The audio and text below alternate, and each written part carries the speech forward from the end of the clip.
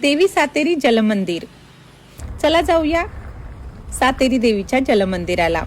मालवण पासून अवघ्या 12 किलोमीटर अंतरावर असलेलं बिळवस या गावात हे सुंदर असं जलमंदिर आहे। अतिशय शांत, हिरवागार, सुंदर असा परिसर आणि त्यामध्ये 12ही महिने पाणी असलेलं हे जलमंदिर। चारही बाजूनी हे मंदिर पाण्याने वेढलेलं आहे। आणि आता आपण मंदिरात दर्शन घ्यायला जाऊ। हे मंदिर स्वयंभू मंदिर आहे। देवी सातेरी येथे स्वयं प्रकट झाली। 2 म्हशींच्या झुंजीत जेव्हा एका म्हशीचं शिंग एका वारुळावर पडलं आणि त्यातनं रक्त येऊ लागलं, तेव्हा गावकऱ्यांच्या स्वप्नात येऊन देवीने सांगितलं की मी या वारुळात प्रकट झालेली आहे। त्यानंतर देवीची इथे स्थापना करत आली आणि देवी संपूर्ण गावाचं रक्षण करते।